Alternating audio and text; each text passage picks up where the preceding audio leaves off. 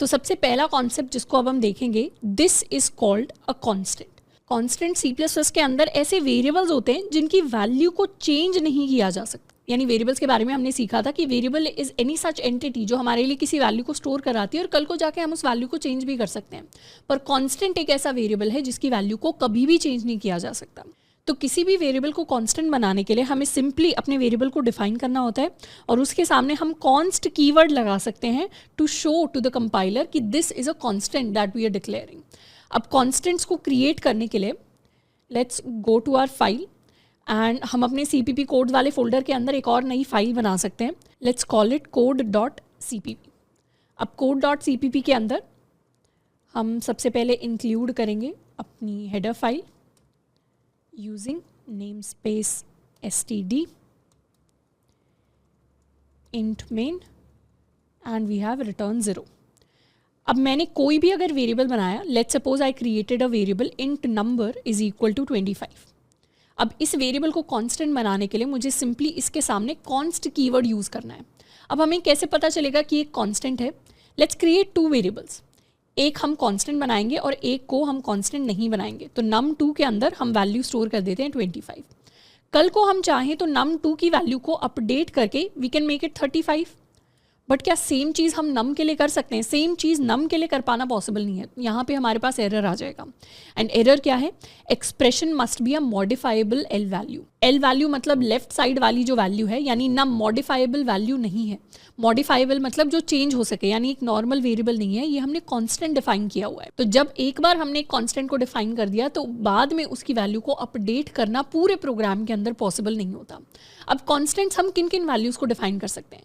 Generally अगर हमारा कोई नॉर्मल वेरिएबल होगा, कोई नंबर होगा, तो उसे हम एज अ कांस्टेंट डिफाइन नहीं कर रहे होंगे। बट लेट्स सपोज कल को C++ को यूज़ करके हम गेम डेवलपमेंट कर रहे हैं।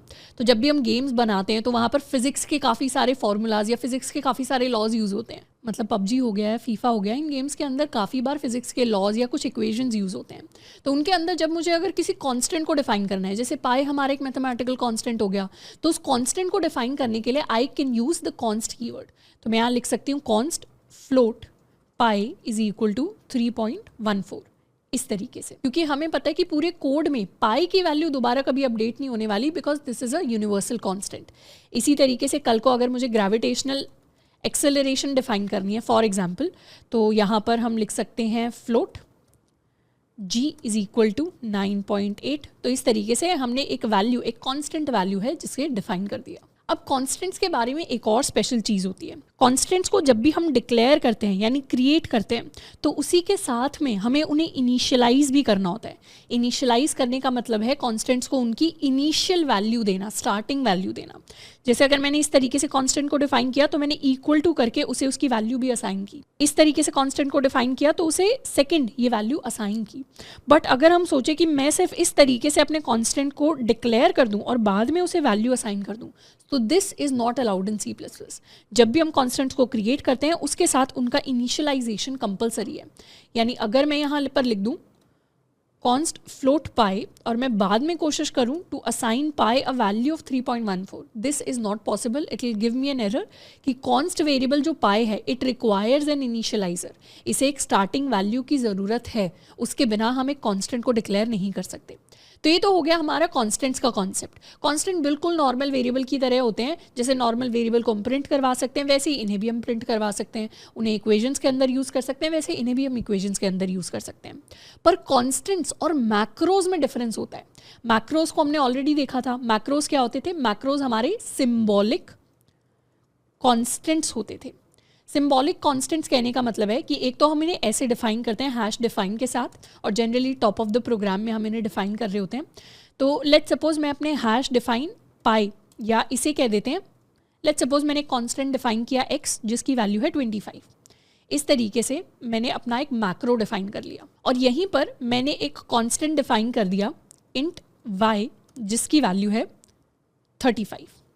अब इस मैक्रो एंड इस कांस्टेंट के बीच में क्या डिफरेंसेस हैं? सबसे पहला डिफरेंस तो ये है कि जब भी एक कांस्टेंट डिफाइन होता है वो वेरिएबल की तरह मेमोरी के अंदर जगह लेता है।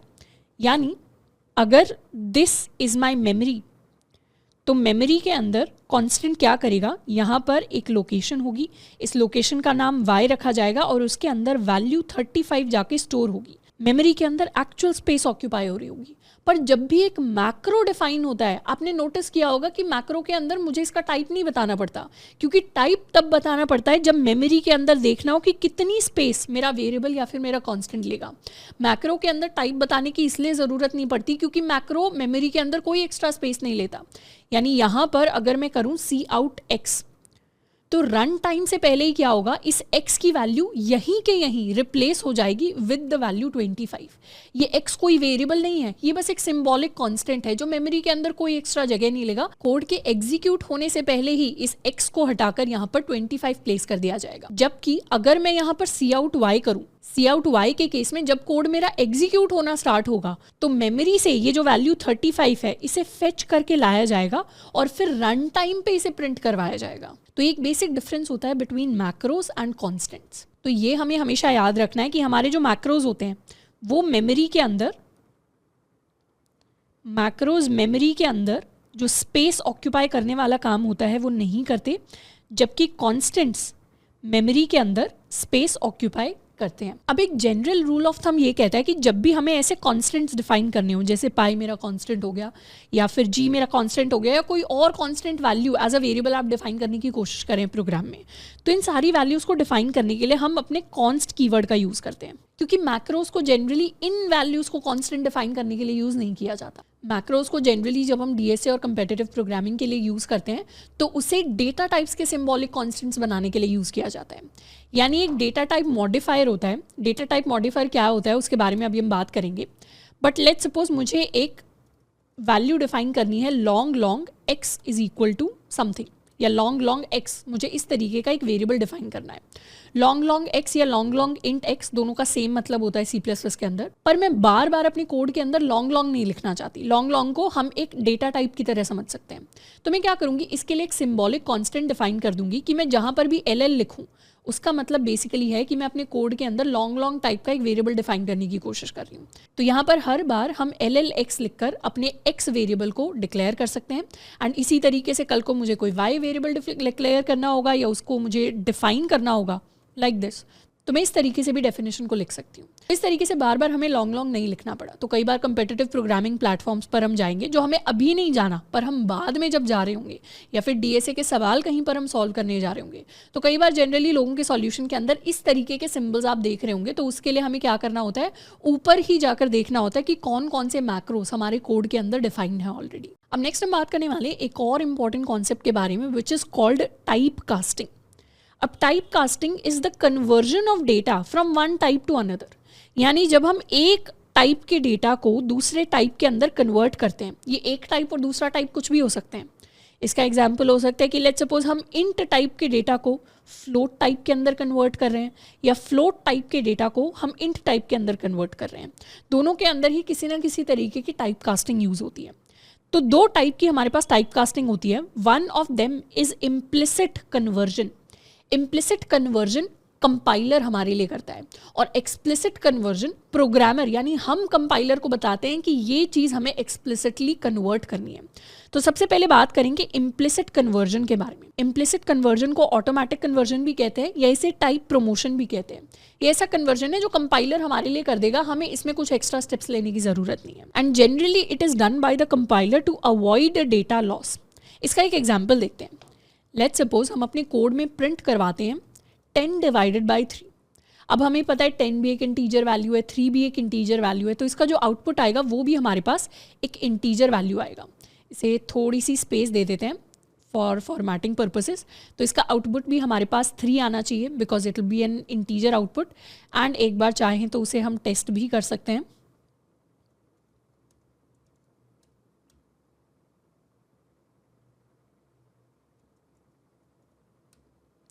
तो आउटपुट हमारे पास आया 3 के इक्वल। पर यहीं पर इसी चीज़ को अगर मैं कर दूं 10 डिवाइडेड बाई 3.0, तो ये 3.0 क्या है, ये 3.0 एक फ्लोटिंग वैल्यू बन गया, और 10 क्या है, 10 एक इंटीजर है। तो जब भी हम किसी इंटीजर को फ्लोट से डिवाइड करते हैं या फ्लोट को इंटीजर से डिवाइड करते हैं, तो उस केस में कंपाइलर कहता है क्योंकि एक टाइप बड़ा है, फ्लोट टाइप उसका साइज बड़ा होता है और इंटीजर टाइप का साइज छोटा होता है, पर यहीं पर अगर हम एक और डिवीजन करें 10 डिवाइडेड बाई 3.0, तो 3.0 यानी जो भी डेसिमल वैल्यूज़ होती हैं, हमारा कंपाइलर उन्हें ऑटोमेटिकली डबल असाइन कर देता है, और 10 जो है वो ऑलरेडी कंपाइलर के लिए एक इंटीजर वैल्यू है। तो जब हमारा इंटीजर किसी डबल से या इंटीजर किसी फ्लोट से डिवाइड होता है, या फिर फ्लोट किसी इंटीजर से या डबल किसी इंटीजर से डिवाइड होता है, तो उस केस में हमारा जो रिजल्ट आएगा वो इंटीजर रिजल्ट नहीं होगा, वो एक फ्लोट या फिर एक डबल वैल्यू होगी जो भी डिनोमिनेटर या न्यूमरेटर के अंदर यूज़ हुआ है। यानी जब भी कोई छोटी वैल्यू किसी बड़ी वैल्यू के साथ किसी कैलकुलेशन के अंदर होती है, तो हमेशा रिजल्टिंग जो आउटपुट होता है वो बड़े वाला डेटा टाइप होता है, क्योंकि कंपाइलर को लगता है कि फ्लोट के अंदर ज़्यादा डेटा होगा, इंटीजर के अंदर कम डेटा होगा। तो किसी भी तरीके के डेटा लॉस को बचाने के लिए हम क्या करेंगे, रिजल्ट को हमेशा फ्लोटिंग वैल्यू या डबल वैल्यू के अंदर रखेंगे, जो भी वैल्यू बड़ी है। तो यहाँ पर हमारा जो आउटपुट निकल कर आने वाला है दैट विल बी 3.33 एंड उसके आगे। तो इसे एक बार सेव करते हैं एंड लेट्स ट्राई टू री एग्जीक्यूटेड। तो यहाँ पर ये हमारा आउटपुट आएगा। अब क्योंकि कंपाइलर हमेशा छोटे डेटा टाइप्स को बड़े डेटा टाइप्स के अंदर कन्वर्ट करता है इन इम्प्लिसिट कन्वर्जन, इसीलिए इसे हम टाइप प्रमोशन कहते हैं, यानी छोटे से बड़े की तरफ हमारा प्रमोशन हो रहा है। और जनरली ये प्रमोशन किस डायरेक्शन में होता है, तो एक हायरार्की है जिसे हम याद रख सकते हैं। यानी अगर फ्लोट और डबल होंगे तो हमेशा रिजल्ट क्या आएगा, डबल आएगा। इंट और डबल होंगे तो रिजल्ट क्या आएगा, डबल आएगा। इंट और फ्लोट होंगे तो रिजल्ट हमेशा फ्लोट आएगा। कैरेक्टर और इंट होंगे तो रिजल्ट हमेशा इंटीजर वैल्यू आएगा। अब इसका क्या एग्जाम्पल हो सकता है, जैसे फॉर एग्जाम्पल मैंने एक कैरेक्टर लिया कैपिटल ए और उसके अंदर मैंने एक इंटीजर वैल्यू को ऐड करने की कोशिश की। अब वैसे तो हमें सोच के अजीब लगेगा कि कैरेक्टर ए के अंदर हम किसी इंटीजर वैल्यू को कैसे ऐड कर सकते हैं, पर इंटरनली C++ के अंदर क्या होता है, सारे के सारे कैरेक्टर्स जब मेमोरी के अंदर स्टोर होते हैं तो वो एज नंबर्स ही स्टोर होते हैं और हर कैरेक्टर के साथ एक फिक्स्ड नंबर असाइंड होता है। तो एक्चुअली हमारा जो नंबर कैपिटल ए है in the memory it is stored as the number 65। इसी तरीके से कैपिटल बी जो है वो 66 की तरह स्टोर्ड है, कैपिटल सी जो है वो 67 की तरह स्टोर्ड है एंड सो ऑन। इनफैक्ट जो हमारे स्मॉल लेटर्स होते हैं लोअर केस, स्मॉल ए 97 की तरह स्टोर्ड होता है मेमोरी के अंदर, स्मॉल बी हमारा 98 की तरह, स्मॉल सी हमारा 99 की तरह एंड इसी तरीके से जी तक हमारे सारे के सारे लेटर्स सीक्वेंस के अंदर एज नंबर स्टोर्ड होते हैं। तो जब कंपाइलर इस सिचुएशन को एनालाइज करेगा तो वो क्या करेगा, वो देखेगा यहाँ पर तो कैरेक्टर है और यहाँ पर इंट है। अब इंटीजर के अंदर ज़्यादा डेटा स्टोर्ड होगा क्योंकि एक बड़ा डेटा टाइप है और कैरेक्टर के अंदर कम डेटा स्टोर्ड होगा, तो क्यों ना कैरेक्टर को भी प्रमोट करके इंटीजर बना देते हैं। तो इंटरनली वो यहाँ पे उसकी इंटीजर वैल्यू लेके आ जाएगा विच इज़ 65 एंड 65 के अंदर फिर हम 1 इंटीजर को ऐड करेंगे और फाइनल जो रिजल्ट आएगा that will be equal to 66। इसे हम इनफैक्ट कोड के अंदर होते हुए भी देख सकते हैं। लेट्स कॉपी दिस एंड इसे यहाँ पेस्ट कर देंगे। सो माई लेटर ए +1 इसका मुझे रिजल्ट प्रिंट करवाना है। इन दो लाइन्स को हम कर देते हैं comment out. Let's save it and let's compile. तो हमारा रिजल्ट हमारे पास आ जाएगा 66। इसी तरीके से अगर मैं b+1 करूं तो the result is going to be equal to 67। वो हमें दिखाता है कि हमारे जो लेटर्स हैं वो सीक्वेंस के अंदर चल रहे हैं। इनफैक्ट ये जो नंबर्स मैंने बताए हैं इन्हें हम वेरीफाई भी कर सकते हैं। कैसे वेरीफाई करेंगे, हम सिंपली सी आउट कर सकते हैं कैपिटल A -0 को, यानी जो भी नंबर असाइंड होगा वो सिंपली यहाँ से माइनस हो जाएगा। तो हमें ए का जो वैल्यू है इंटरनली जो मेमोरी के अंदर स्टोर्ड है वो पता चल जाएगी एंड इसी तरीके से हम स्मॉल ए की वैल्यू को भी निकाल सकते हैं।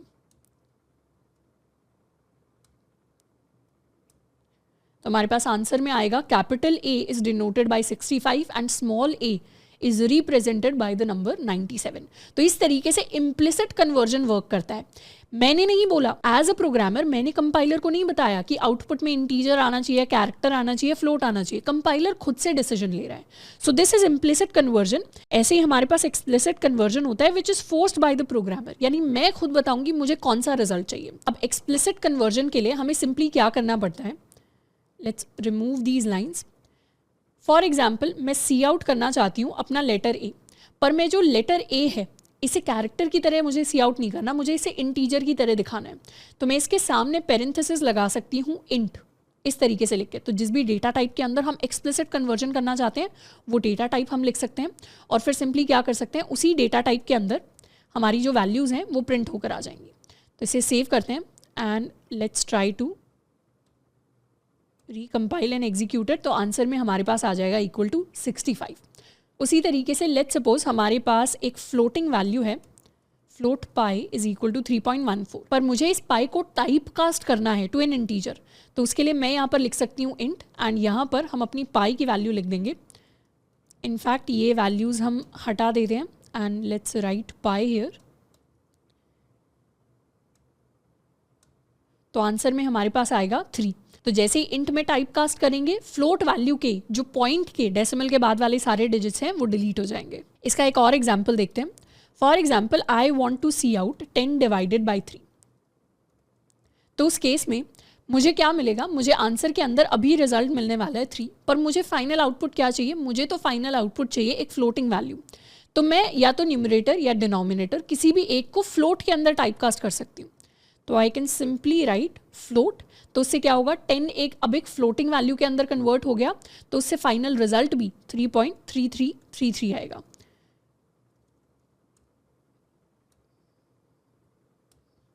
This is my final result. इसी के साथ में टाइप कास्टिंग हम कैरेक्टर्स के साथ भी कर सकते हैं। I can also see out, let's suppose capital A+1। हमें पता है कैपिटल A+1 क्या होगा, कैपिटल A होता है 65 +1 हो जाएगा 66। तो ये जो आंसर आएगा ये एक इंटीजर वैल्यू आएगी, पर मुझे इंटीजर वैल्यू नहीं चाहिए, मुझे इस आंसर को कन्वर्ट करना है टू अ कैरेक्टर वैल्यू। तो उस केस में आउटपुट क्या आना चाहिए। अब 66 का कैरेक्टर कन्वर्जन क्या होगा, 66 का कैरेक्टर कन्वर्जन होता है कैपिटल B।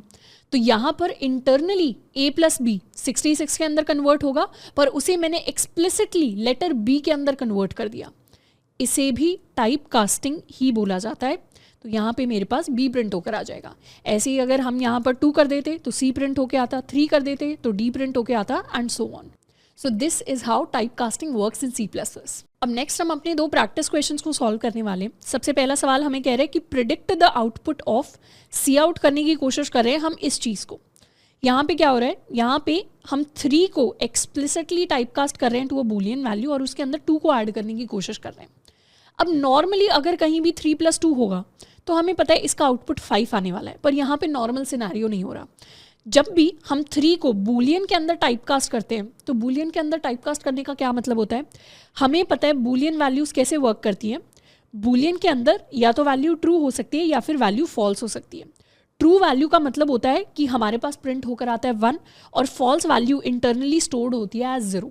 तो किसी भी नंबर को अगर हम बूलियन के अंदर टाइप कास्ट करेंगे और वो नंबर अगर एक नॉन ज़ीरो नंबर है तो उसकी बूलियन वैल्यू कंप्लीटली कन्वर्ट हो जाएगी टू 1। यानी अगर मैंने लिखा बूल 5 तो उसका आंसर क्या होगा, उसका आंसर होगा 1। अगर मैंने लिखा बूल 10 तो उसका आंसर क्या होगा, उसका आंसर होगा 1। अगर मैंने लिखा बूल -10 इस तरीके से तो उसका आंसर भी 1 होगा। पर बूल 0 का आंसर 0 होता है, बस ये एक्सेप्शन होता है। तो यहाँ पर बूल 3 की वैल्यू 1 हो जाएगी और उसके अंदर हम 2 को ऐड करेंगे तो फाइनल जो हमारे पास रिजल्ट निकल कर आएगा that will be equal to 3। तो यहाँ पे 5 आंसर नहीं होगा, यहाँ पे हमारा करेक्ट आंसर होगा इक्वल टू 3। इसे हम करके भी देख सकते हैं। Let's try to cout our value. हमें क्या करना है, हमें लिखना है बूल ऑफ 3 + 2। इस वैल्यू को हम प्रिंट करवा रहे होंगे तो इसे पेरेंथेसिस के अंदर एनक्लोज कर लेते हैं, end of line, and let's save it. तो यहाँ पर आंसर हमारे पास निकल कर आया है 3 के इक्वल। इसी तरीके से सेकेंड क्वेश्चन की तरफ बढ़ते हैं।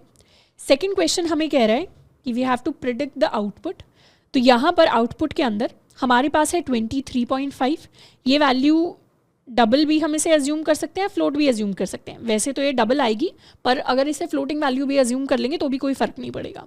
यहाँ पर ये जो 2 है ये एक इंटीजर वैल्यू है, यहाँ पर ये जो a है ये कैरेक्टर वैल्यू है।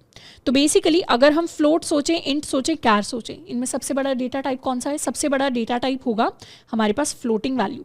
या फिर अगर हम डबल एज्यूम कर रहे हैं तो इसके अंदर सबसे बड़ा डेटा टाइप होगा हमारे पास हमारी डबल वैल्यू। तो यहाँ पर कोई एक्सप्लिसिट टाइप कास्टिंग नहीं हो रही। यहाँ पर क्या हो रहा है, यहाँ पे हमारा कंपाइलर खुद ही इस इंट को डबल के अंदर कन्वर्ट कर देगा और इस कैरेक्टर को भी डबल के अंदर प्रमोट कर देगा। तो जब ये सारी वैल्यूज़ डबल के अंदर जाएंगी तो 23.5 तो 23.5 रहेगा। इसके अंदर हम ऐड करेंगे अपने 2 को, या इसे 2.0 हम अज्यूम कर लेंगे, और कैरेक्टर कैपिटल ए किस में कन्वर्ट हो जाएगा, ये कन्वर्ट हो जाएगा टू 65.0। तो इसका जो आंसर आएगा हमारे पास that will be equal to 90.0। तो इसे हम प्रिंट भी करवा सकते हैं। We can do cout 23.5 plus 2 plus capital A. इसे सेव कर लेते हैं एंड लेट्स ट्राई टू री एग्जीक्यूटेड। तो हमारे पास आंसर में आएगा 90.5। अब नेक्स्ट हम स्टार्ट करने वाले हैं एक और इम्पॉर्टेंट टॉपिक के बारे में जिसका नाम है ऑपरेटर्स। ऑपरेटर्स क्या होते हैं? Operators are symbols that tell compiler to perform some operation. तो मैथ के अंदर या फिर प्रोग्रामिंग में अगर कहीं भी हमें a+b दिखता है तो ये क्या है, इसे हम प्रोग्रामिंग के अंदर एक एक्सप्रेशन कहते हैं। और यहाँ पर ये जो a है या फिर ये जो b है, इन्हें प्रोग्रामिंग की या फिर मैथ की भाषा में ऑपरेंड बोला जाता है। These are operands. और ये जो प्लस है ये हमारा वो स्पेशल सिंबल है जिसे हम अपना ऑपरेटर कहते हैं। तो operators are nothing but symbols जो बताते हैं कि क्या ऑपरेशन परफॉर्म होना चाहिए। यहाँ पे एडिशन का ऑपरेशन है, ऐसे ही अगर मैंने a-b लिख दिया तो यहाँ पे माइनस क्या होगा, सब्ट्रैक्शन वाला ऑपरेटर होगा जो मैथ के अंदर या प्रोग्रामिंग के अंदर बताएगा कि यहाँ पे हम सब्ट्रैक्शन करने की कोशिश कर रहे हैं। तो इसी तरीके से C++ के अंदर बहुत सारे डिफरेंट ऑपरेटर्स हैं जिन्हें हम डिटेल में पढ़ने वाले हैं। अब डिफरेंट टाइप्स ऑफ ऑपरेटर्स जिन्हें हम पढ़ने वाले हैं, इसमें सबसे पहले हमारे एरिथमेटिक ऑपरेटर्स होंगे, फिर assignment operators, relational operators, logical operators, and एक और ऑपरेटर टाइप हमारे पास होता है बिटवाइज ऑपरेटर्स। अब बिटवाइज ऑपरेटर्स ऐसे हैं जिन्हें हम इस चैप्टर के अंदर नहीं पढ़ेंगे, उन्हें बाद में जाके हमारा बिट मैनिपुलेशन के ऊपर पर एक पूरा चैप्टर होगा जिसके अंदर हम बिटवाइज ऑपरेटर्स को डिटेल के अंदर कवर कर रहे होंगे। तो टेंशन लेने की जरूरत नहीं है, आज के चैप्टर के अंदर हम इन 4 टाइप्स को डिटेल में कवर करेंगे। सबसे पहले बात करते हैं अपने एरिथमेटिक ऑपरेटर्स के बारे में। एरिथमेटिक ऑपरेटर्स 2 टाइप के होते हैं। सबसे पहले होते हैं हमारे binary operators and second category होती है हमारे यूनरी ऑपरेटर्स की। अब एरिथमेटिक ऐसा वर्ड है जो आपने पहले भी सुना होगा। Arithmetic operators basically mathematical functions को परफॉर्म करते हैं, जैसे प्लस हो गया, एडिशन हो गया, सब्ट्रैक्शन हो गया, मल्टीप्लाई हो गया, डिवाइड हो गया, या रिमाइंडर का ऑपरेशन हो गया। इस तरीके के जो छोटे मोटे मैथ वाले बेसिक ऑपरेशंस होते हैं, इन्हें परफॉर्म करने के लिए हम अपने एरिथमेटिक ऑपरेटर्स को यूज़ करते हैं। अब यहाँ पे बाइनरी और यूनरी का क्या मतलब है? बाइनरी का बेसिक मतलब होता है 2। तो 2 का कहने का क्या मतलब है, ये ऐसे ऑपरेटर्स हैं जिन्हें 2 ऑपरेंड्स चाहिए होते हैं। मतलब अगर मैं एडिशन परफॉर्म करना चाहती हूँ तो ऐड करने का मतलब ही 2 नंबर्स को जोड़ना होता है। तो उसके लिए कितने ऑपरेंड्स चाहिए होंगे? मुझे a और b 2 ऑपरेंड्स चाहिए होंगे। अगर मैं सब्ट्रैक्ट करने की कोशिश कर रही हूँ तो मैं a-b करूँगी, तो वहाँ पे भी कितने ऑपरेंड्स चाहिए? मुझे 2 ऑपरेंड्स चाहिए। तो जनरली मैथ के अंदर आज तक जितने भी हमने ऑपरेटर्स पढ़े होंगे वो सारे हमारे बाइनरी ऑपरेटर्स रहे थे, पर आज C++ के अंदर हम एक स्पेशल ऑपरेटर भी पढ़ेंगे जो हमारे यूनरी ऑपरेटर्स होते हैं। अब यूनरी से पहले एक बार बाइनरी को डिटेल में डिस्कस कर लेते हैं। बाइनरी ऑपरेटर्स में सबसे पहले हमारा एडिशन, या यहाँ पर हेडिंग दे देते हैं इन्हें एरिथमेटिक ऑपरेटर्स। इसमें सबसे पहले हमारा एडिशन वाला ऑपरेटर आता है। एडिशन करने के लिए we can take 2 variables, int a is equal to 3 and int b is equal to 5। अब अगर मुझे सम को दिखाना है, यानी प्लस ऑपरेटर को मुझे यूज़ करके दिखाना है, तो उसके लिए हम लिख सकते हैं a प्लस b एंड यहाँ पर एंड ऑफ लाइन। तो इस तरीके से a प्लस बी यहाँ पर जो रिजल्ट आएगा that will be 3 + 5 which is equal to 8। उसी तरीके से हम अपने डिफरेंट ऑपरेटर्स को लिख सकते हैं। माइनस के लिए क्या होने वाला है? माइनस के लिए हम लिखेंगे a माइनस बी। तो a माइनस बी होगा 3 - 5 and 3 - 5 is going to be equal to -2। Next हमारे पास हो जाएगा मल्टीप्लाई। मल्टीप्लाई का सिंबल हमारे पास C++ के अंदर होता है एस्टरिस्क या फिर हमारा स्टार वाला सिंबल। तो यहाँ पर we can do a multiplied by b। तो 3 जब 5 से मल्टीप्लाई होगा हमारे पास आंसर में आएगा 15। नेक्स्ट है डिवाइड। डिवाइड के लिए हम अपना स्लैश यूज़ करते हैं। तो a डिवाइडेड बाई b होगा, यानी 3 डिवाइडेड बाई 5। तो 3 डिवाइडेड बाई 5 हमारे पास हो जाएगा 0 के इक्वल, क्योंकि इंटीजर और इंटीजर का फाइनल रिजल्ट हमेशा एक इंटीजर वैल्यू ही आती है। उसके बाद हमारे पास एक और स्पेशल ऑपरेटर होता है जो मैथ के अंदर नहीं होता पर C++ के अंदर होता है, which is the modulo operator. इसे हम मॉड्यूलो कहते हैं। This is my modulo operator, जिसका काम होता है रिमाइंडर को प्रिंट करवाना। जब भी कहीं पे डिवीजन हो रहा होता है, तो जब भी हम 3 को 5 से डिवाइड करेंगे तो बेसिकली 3 क्योंकि 5 से छोटा नंबर है तो क्वोशिएंट में 0 आएगा और जो रिमाइंडर हमारे पास वैल्यू होगी the reminder value is going to be equal to 3। या फिर इसका एक बार ऑपोजिट करके देखते हैं। लेट्स सपोज मुझे 5 को डिवाइड करना है 3 से, तो इस केस में क्या होगा, क्वोशिएंट तो मेरा 1 हो जाएगा 3 और रिमाइंडर क्या हो जाएगा, रिमाइंडर वैल्यू आ जाएगी 2। तो यहाँ पे अपने ए एंड बी को हम चाहें तो रिवर्स कर सकते हैं, बी को 3 कर लेते हैं तो यहाँ पे आंसर में 2 होना चाहिए हमारे पास और इस बार मल्टीप्लिकेशन में 1 होना चाहिए और मॉड्यूलो क्या आएगा, मॉड्यूलो वैल्यू हमारे पास आएगी 2 के इक्वल। तो 5 + 3 8 होता है, 5 - 3 2 होता है, 5 मल्टीप्लाइड बाई 3 15 होगा, 5 डिवाइडेड बाई 3 1 होगा, 5 मॉड्यूलो 3 यहाँ पर हमारे पास हो जाएगा 2 के इक्वल। इसे एक बार सेव कर लेते हैं and let's try to compile and compare our result. तो रिजल्ट क्या आया, रिजल्ट हमारे पास यही आया, प्लस के लिए 8 आया आंसर, माइनस के लिए 2 आया है, मल्टीप्लाई के लिए 15, डिवाइड के लिए 1 एंड मॉड्यूलो के लिए आंसर आया है हमारे पास 2 के इक्वल। तो ये सारे के सारे हमारे बाइनरी ऑपरेटर्स हैं जिन्हें हम C++ के अंदर यूज करते हैं। अब second category of arithmetic operators होते हैं हमारे पास यूनरी ऑपरेटर्स। यूनरी ऑपरेटर्स हमें C++ के अंदर देख के थोड़े से नए लगेंगे और इनको देख के हमें मजा आएगा। बेसिकली अगर हम C++ के अंदर कुछ ऐसा करना चाहते हैं, यहाँ पर इन वैल्यूज को कॉमेंट आउट कर देते हैं एंड इसे भी कॉमेंट आउट कर देते हैं। लेट्स सपोज हम कोई वेरिएबल बनाते हैं int a = 3 और कल को हम 3 का 4 करना चाहते हैं, यानी हम a को अपडेट करना चाहते हैं बाय 1, तो हम सिंपली लिख सकते हैं a = a + 1। a = a + 1 लिखने का मतलब है कि यहाँ पर पहले a + 1 कैलकुलेट होगा यानी 4 होगा और फिर इसी 4 वैल्यू को जाके हम a के अंदर स्टोर कर देंगे। तो अब a की वैल्यू को नेक्स्ट टाइम जब हम सी आउट करा रहे होंगे इस तरीके से a, तो हमारे पास क्या प्रिंट होगा, हमारे पास 4 हो जाएगी वैल्यू अपडेट होकर। अब यही जो लाइन होती है a = a + 1, इसी को शॉर्ट में लिखने का तरीका होता है a ++। तो ये प्लस प्लस क्या है, ये प्लस प्लस एक यूनरी ऑपरेटर है, इसे सिंगल ऑपरेंड चाहिए। कौन सा ऑपरेंड, a इसका ऑपरेंड हो गया। और प्लस प्लस को हम कहते हैं इंक्रीमेंट ऑपरेटर, यानी ये किसी भी वैल्यू को इंक्रीज कर देता है बाय 1।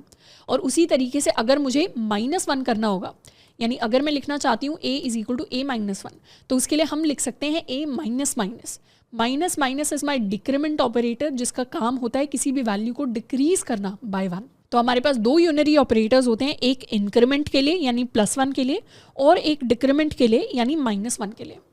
तो यहाँ पर int a = 3 के लिए सबसे पहले करते हैं a++।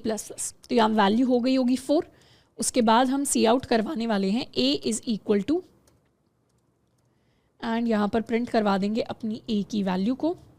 उसके बाद a को करेंगे -, तो a की वैल्यू माइनस होके दोबारा हो जाएगी 3 के इक्वल एंड दोबारा से हम a की वैल्यू को प्रिंट करवा देंगे। Let's save it and run. तो हमारे पास a सबसे पहले ++ होके हो जाएगा 4 के इक्वल एंड फिर -- होके हो जाएगा 3 के इक्वल। तो इस तरीके से हमारा डिक्रीमेंट एंड इंक्रीमेंट वर्क करता है। अब C++ के अंदर यूनरी ऑपरेटर्स के भी सब टाइप्स होते हैं, यानी ++ को हम 2 तरीके से यूज कर सकते हैं। तो ++ को एक तरीके से यूज करना होता है कि मैंने लिख दिया a++, और दूसरे तरीके से यूज करने का मतलब होता है मैंने लिख दिया ++a, यानी मेरा ये जो ऑपरेटर है ये मेरे वेरिएबल से पहले भी आ सकता है और वेरिएबल के बाद भी आ सकता है। जब ये वेरिएबल के बाद आता है तो इसे हम कहते हैं पोस्ट इंक्रीमेंट, और जब पहले आता है तो इसे हम कहते हैं प्री इंक्रीमेंट। प्री का मतलब इंग्लिश में होता है पहले और पोस्ट को हम यूज करते हैं बाद के लिए। तो इससे हमें नाम याद रह जाएगा, पोस्ट यानी बाद में और प्री यानी पहले। अब अगर नॉर्मली मैंने a++ या ++a लिखा तो दोनों के बीच में कोई डिफरेंस नहीं है, यानी यहाँ पर अगर मैं ++a लिखती और यहाँ पर अगर मैं -a लिखती विच इज़ प्री डिक्रीमेंट, तो दोनों का आउटपुट सेम ही आता। हम वेरीफाई भी कर सकते हैं। रन किया तो इस बार भी आउटपुट में क्या आया, पहले भी a = 4 3 था, इस बार भी a = 4 3 है। आउटपुट के अंदर कोई डिफरेंस नहीं आया। तो जब भी हम नॉर्मली ++ या -- करते हैं तो मेरे आउटपुट के अंदर पहले या बाद में लिखने से डिफरेंस नहीं आता, पर एक जगह डिफरेंस आता है। डिफरेंस तब आता है जब हम =, के साइन के साथ में ++ यूज कर रहे होते हैं। यानी अगर मैंने कोई नया वेरिएबल बना लिया b और मैंने लिख दिया b = a++, और मैंने लिखा b = ++a, अब यहाँ पर इन दोनों का अलग अलग मतलब है, इन दोनों लाइंस का सेम मतलब नहीं है, ना ही सेम आउटपुट आएगा, दोनों लाइंस का डिफरेंट आउटपुट आएगा। जैसे यहाँ पर if I right int b = ++a, यहाँ पर a एंड b की कैलकुलेशन थोड़ी सी डिफरेंट तरीके से होगी। यानी अगर मैंने लिख दिया b = ++a, तो इस बार आउटपुट के अंदर दोनों के लिए मेरे पास 4 प्रिंट होकर आएगा। इसे वेरीफाई कर लेते हैं, 4 प्रिंट होकर आया। पर यहीं पर अगर मैंने लिख दिया a प्लस प्लस, तो इस बार 4 प्रिंट होकर नहीं आएगा b के लिए, b के लिए मेरे पास 3 ही प्रिंट होकर आएगा। a is equal to 4 and b is equal to 3। अब ये डिफरेंस क्यों आता है वैल्यूज में? एक्चुअली जो मेरा पोस्ट डिक्रीमेंट होता है a प्लस प्लस, इसका मतलब होता है कि वैल्यू, जो पुरानी वैल्यू है उसको पहले यूज करो और फिर नई वाली वैल्यू को अपडेट करो। तो इसका बेसिक मतलब होता है यूज एंड देन अपडेट। जबकि प्लस प्लस ए का यानी प्री का मतलब होता है अपडेट एंड देन यूज। तो प्री पहले ही अपडेट कर देता है और पोस्ट बाद में अपडेट करता है, यानी बाद में +1 करता है। इसे हम ऐसे याद रख सकते हैं कि अगर हम जियो या एयरटेल या वोडाफोन का अगर कनेक्शन रखते हैं तो जनरली हमारे पास प्रीपेड कनेक्शन होता है। प्रीपेड कनेक्शन का मतलब होता है जिसमें हम रिचार्ज पहले ही कराते हैं, तो पहले ही रिचार्ज होता है, बाद में हम अपने फ़ोन को यूज़ कर पाते हैं। लेकिन कुछ कुछ लोगों के पास पोस्ट पेड कनेक्शन भी होता है जिसमें पहले वो 1 महीना फ़ोन को यूज़ करते हैं और लास्ट में जाके रिचार्ज कर रहे होते हैं। तो वैसा ही कुछ लॉजिक यहाँ पर है कि पहले हम अपनी वैल्यू को अपडेट कर देंगे और बाद में जाके उसे यूज़ करेंगे। पर यहाँ पर हम पहले अपनी वैल्यू को यूज़ करेंगे, पुराने वाली को, और बाद में जाके अपडेट करेंगे। तो जब हम b is equal to a plus plus लिखते हैं, इसका मतलब है a की जो पुरानी वैल्यू है वो पहले b के अंदर असाइन हो जाएगी, मतलब b के अंदर 3 आ जाएगा और बाद में जाके a अपडेट हो जाएगा टू 4। इसीलिए इस केस में हमारे पास b की वैल्यू तो 3 प्रिंट हुई जबकि a की वैल्यू 4 प्रिंट हुई, क्योंकि a तो इंटरनली अपडेट हो ही जाएगा। जबकि सेकंड वाले केस में प्लस प्लस a कहता है मैं तो पहले ही अपडेट करूंगा, तो वो पहले ही a की वैल्यू को 3 से इंक्रीज कर देता है टू 4 एंड फिर 4 वैल्यू इस b के अंदर जाके असाइन हो जाती है। तो उस केस में a एंड b दोनों की वैल्यू 4 हमारे पास आकर प्रिंट होती है। ये इंक्रीमेंट के लिए वर्क करता है, ऐसा ही सेम लॉजिक डिक्रीमेंट के लिए वर्क करता है। यानी अगर यहाँ पर मैंने लिख दिया a माइनस माइनस, तो उस केस में a की वैल्यू तो यहाँ पर 2 हो जाएगी बट b की वैल्यू हमारे पास 3 ही रहेगी। इसको भी सेव करके एक बार वेरीफाई कर लेते हैं। तो हमारे पास a की वैल्यू हो जाएगी 2 एंड b की वैल्यू हमारे पास हो जाएगी 3। जबकि अगर मैंने माइनस माइनस a किया होता तो यहाँ पर a की वैल्यू भी 2 होती एंड b की वैल्यू भी 2 होती। इसे आप रन करके अपने सिस्टम पे खुद वेरीफाई कर सकते हैं। अब नेक्स्ट टाइप ऑफ ऑपरेटर्स जिन्हें हम पढ़ने वाले हैं, इन्हें हम कहते हैं असाइनमेंट ऑपरेटर्स। असाइनमेंट ऑपरेटर्स या फिर इन्हें कंपाउंड असाइनमेंट ऑपरेटर्स भी बोला जाता है। ऑल्दो कंपाउंड असाइनमेंट ऑपरेटर्स जो नाम है वो बहुत कम लोग यूज़ करते हैं, जनरली इन्हें असाइनमेंट ऑपरेटर्स ही बोलते हैं। अब असाइनमेंट ऑपरेटर्स वैल्यू असाइन करने का काम करते हैं, यानी अगर मैंने कुछ लिखा left is equal to right, तो राइट की वैल्यू जब लेफ्ट के अंदर जाती है तो उसके लिए हम इस असाइनमेंट ऑपरेटर को यूज़ कर रहे होते हैं। तो जनरली मैथ के अंदर तो अगर मैंने लिख दिया a is equal to B, तो उसका मतलब ये भी हो सकता है कि a की वैल्यू b के बराबर है, पर C++ के अंदर उसका मतलब ये कभी नहीं होता। C++ के अंदर a is equal to B का मतलब हमेशा ये होता है कि राइट साइड में जो भी वैल्यू है वो लेफ्ट साइड वाले वेरिएबल के अंदर जाकर स्टोर हो जाएगी। तो इक्वल टू वाला असाइनमेंट ऑपरेटर तो हमने बहुत बार देखा हुआ है। सिंपली अगर मैंने लिख दिया int a is equal to 5, तो उसका मतलब है ये जो 5 वैल्यू है ये इस वेरिएबल a के अंदर जाके असाइन हो जाती है। पर ऐसे ही हमारे पास और भी असाइनमेंट ऑपरेटर्स होते हैं, जैसे प्लस इक्वल टू। अब प्लस इक्वल टू हम कहाँ पर यूज़ करते हैं? फॉर एग्जाम्पल मैंने लिखा a is equal to a plus 5, इसी चीज़ को शॉर्ट में लिखने का तरीका होगा a प्लस इक्वल टू 5। यानी जब हमारे लेफ्ट साइड में और राइट साइड में एक वेरिएबल सेम हो तो हम उस वेरिएबल को एक ही बार लिखते हैं, और यहाँ पर हम यूज़ कर सकते हैं plus equal to and then our external second value. उसी तरीके से अगर मुझे लिखना है a is equal to a minus 5, तो इसी का शॉर्ट फॉर्म होगा a minus equal to 5। a is equal to a multiplied by 5, तो इसी का शॉर्ट फॉर्म होगा a multiply equal to 5 and so on. तो इस सारे अरिथमेटिक ऑपरेटर्स के लिए हम परफॉर्म कर सकते हैं। Let's try to take some values. a को हम ले लेंगे एज 10, b को हम ले सकते हैं एज 5। अब लेट्स सपोज यहाँ पर अगर हम करते हैं a plus equal to b, या अभी b को हटा देते हैं and let's just take 5 for example. तो यहाँ पर a is equal to a plus 5 को हम परफॉर्म करने की कोशिश कर रहे हैं, जिसका फाइनल जो रिजल्ट आएगा that will be equal to 15। तो हम सी आउट भी करवा सकते हैं अपने a को। उसके बाद we can do a minus equal to 5। तो उस केस में दोबारा से हम a is equal to a minus 5 वाला कैलकुलेशन परफॉर्म करेंगे and this is going to be equal to 5। तो दोबारा जब सी आउट कराएंगे a को, the result is going to be equal to 5, और यहाँ पर हमारे पास रिजल्ट में 15 आएगा। We can have a multiply equal to 5। जिसमें अगर हम सी आउट करवाएंगे अपने ए को तो इस बार हमारे पास रिज़ल्ट में वैल्यू आने वाली है 10 multiplied by 5 which is equal to 50 and a divide equal to 5 इसका आंसर, इनफैक्ट इसे कॉपी पेस्ट कर लेते हैं। जब हम 10 को 5 से डिवाइड करेंगे तो the answer is going to be equal to 2। तो पहले हमारे पास 15 प्रिंट होगा, फिर 5 प्रिंट होगा, फिर 50 प्रिंट होगा, फिर 2 प्रिंट होगा। ऑल्सो एक और चीज़, अगर टर्मिनल से हम बार बार कंपाइल एंड रन कर रहे हैं तो we can simply use this command, यानी पहले हमारी कंपाइल वाली कमांड है और उसी में एंड करके हम अपनी एग्जीक्यूशन वाली कमांड, इन दोनों को सेम ही लाइन के अंदर लिख सकते हैं ताकि एक सिंगल लाइन से हम कंपाइल एंड रन दोनों स्टेप्स को परफॉर्म कर सकें।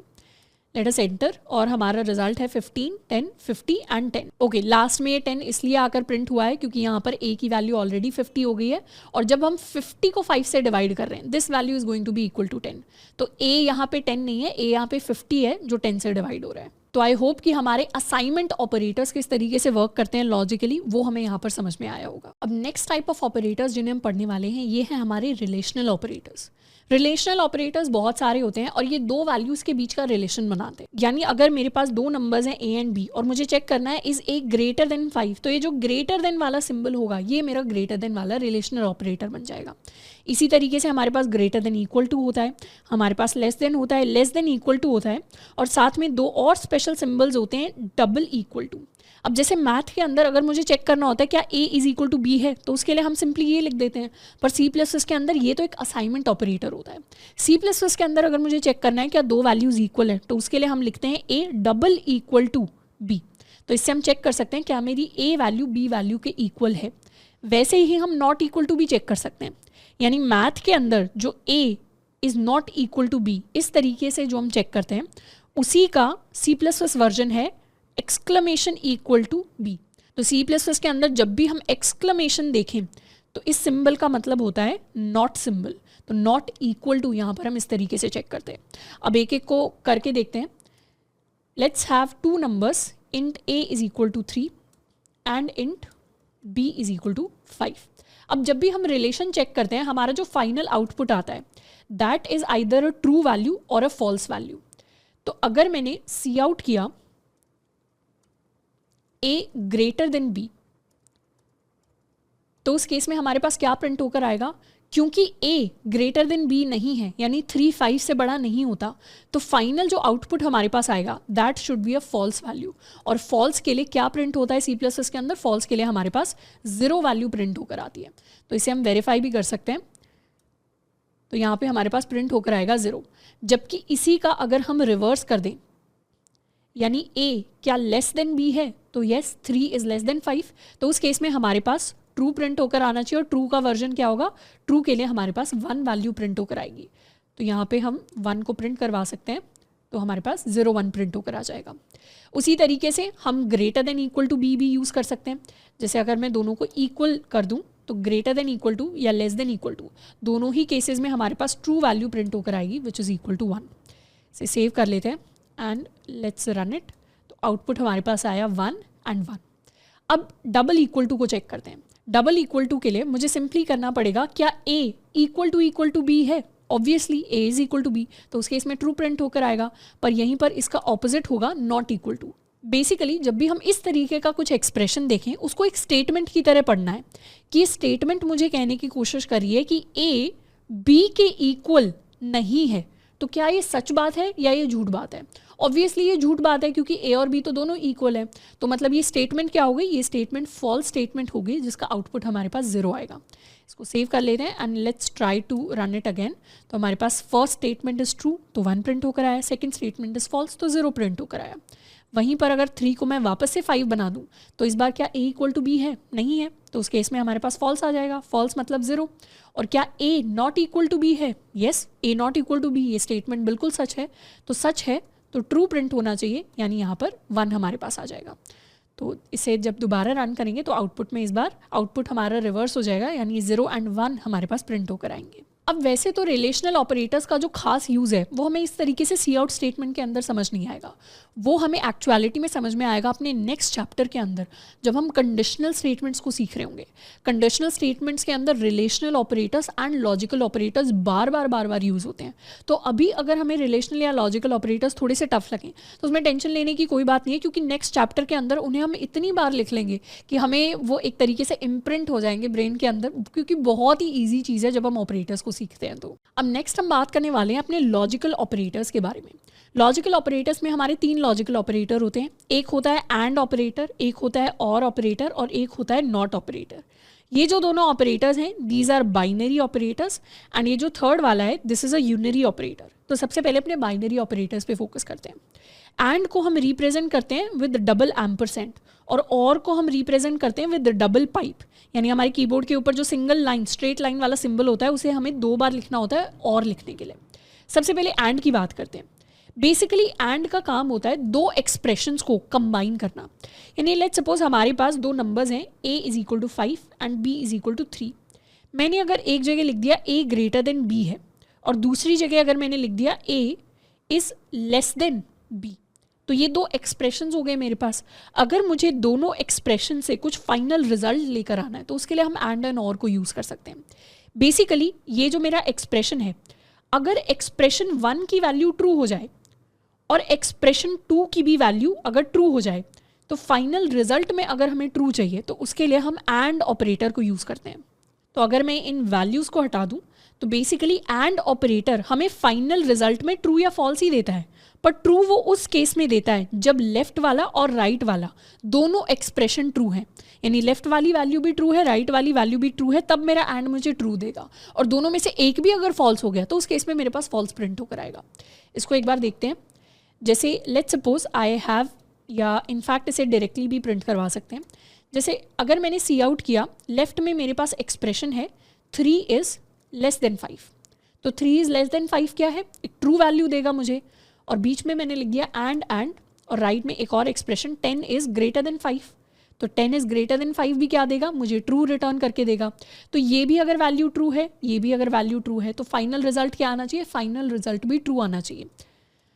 तो यहाँ पर एंड कर लेते हैं and the final result is true, यानी उसके लिए मेरे पास क्या प्रिंट होगा, उसके लिए मेरे पास प्रिंट होकर आएगा 1। तो इसे सेव करें और रन करें तो आउटपुट में हमारे पास वैल्यू आ जाएगी 1।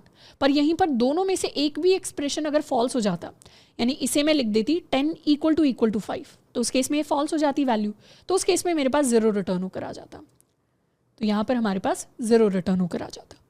तो इसकी हम एक लॉजिक टेबल भी बना सकते हैं कि एंड एग्जैक्टली वर्क कैसे करता है। तो लेट्स सपोज हमारे पास एक हमारा एक्सप्रेशन 1 है, तो this is basically my expression 1, और एक हमारे पास एक्सप्रेशन 2 है। तो एक्सप्रेशन 1 एक्सप्रेशन 2 के हिसाब से हमारी जो फाइनल आउटपुट की वैल्यू है वो वेरी कर सकती है। जैसे let's suppose this is my expression 1, this is my expression 2। अगर मेरे एक्सप्रेशन 1 की वैल्यू ट्रू है और एक्सप्रेशन 2 की भी वैल्यू ट्रू है, उस केस में फाइनल रिजल्ट हमारे पास आएगा ट्रू के इक्वल। पर 1 अगर ट्रू है और 2 वाला फॉल्स हो गया तो उस केस में फाइनल रिजल्ट फॉल्स आएगा। वहीं पर अगर 1 फॉल्स हो गया, सेकंड ट्रू है, या दोनों ही फॉल्स हो गए, तो उन केसेस में भी हमारे पास फाइनल रिजल्ट जो है वो फॉल्स प्रिंट होकर आएगा। So this is how my logical and operator works. अब ऐसा सा ही कुछ लॉजिक हमारे लॉजिकल और का होता है। बस और क्या करता है, और बेसिकली देखता है कि दोनों में से अगर एक भी एक्सप्रेशन ट्रू हो गया तो मैं भी ट्रू दे दूंगा। जैसे यहाँ पर this expression is false, this is true, तो यहाँ पर अगर मैंने और यूज़ किया तो उस केस में मेरे पास ट्रू ही प्रिंट होकर आएगा। इसे क्लियर कर लेते हैं। यहाँ पर हमारे पास ट्रू प्रिंट होकर आएगा। पर अगर मैंने दोनों को ही गलत कर दिया, दोनों ही वैल्यूज़ अगर फॉल्स है, तो उस केस में हमारे पास फॉल्स आएगा। जैसे let's save it and run, तो हमारे पास वैल्यू आ जाएगी फॉल्स के इक्वल। तो और कैसे काम करता है, और के केस में अगर ये मेरा एक्सप्रेशन 1 है, this is my expression 2 and this is my output, तो एक्सप्रेशन 1 ट्रू है, एक्सप्रेशन 2 ट्रू है, उस केस में और भी ट्रू देगा। एक्सप्रेशन 1 ट्रू है, 2 फॉल्स है, तो उस केस में भी और हमें ट्रू दे देगा। ये अगर फॉल्स है, ये अगर ट्रू है, तो उस केस में भी ट्रू दे देगा। बस जिस केस में दोनों की दोनों वैल्यूज़ फॉल्स हैं, उस केस में फाइनल रिजल्ट हमारे पास फॉल्स प्रिंट होकर आता है। तो दिस इज़ हाउ माई और वर्क्स इन C++। अब तीसरा ऑपरेटर, लॉजिकल ऑपरेटर हमारे पास होता है not operator. Not operator basically negate करता है किसी भी चीज़ को, यानी फ्लिप कर देता है। जैसे अगर कोई वैल्यू, कोई एक्सप्रेशन मुझे ट्रू दे रहा होगा तो उसके फाइनल रिजल्ट को फॉल्स कर देगा, कोई फॉल्स दे रहा होगा तो उसके फाइनल रिजल्ट को ट्रू कर देगा।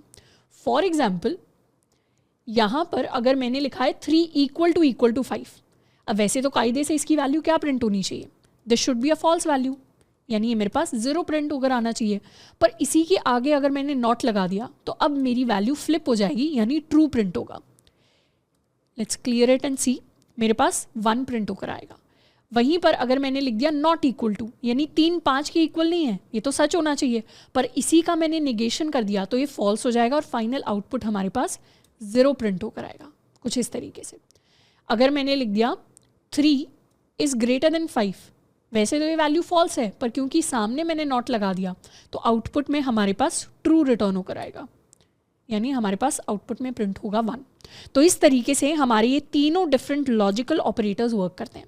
अब लॉजिकल ऑपरेटर्स को सिंपली हम ऐसे सी आउट कराने के लिए यूज़ नहीं करते, जैसे रिलेशनल ऑपरेटर्स को कंडीशनल स्टेटमेंट्स में सीखेंगे, वैसे ही हम लॉजिकल ऑपरेटर्स को भी काफ़ी ज़्यादा एक्सटेंसिवली अपने कंडीशनल स्टेटमेंट्स के अंदर यूज़ करने वाले हैं। तो आई होप कि आज के चैप्टर से C++ फंडामेंटल कॉन्सेप्ट्स के बारे में हमने और काफ़ी सारी चीज़ें सीखी होंगी, जिन सबको हम अप्लाई कर रहे होंगे।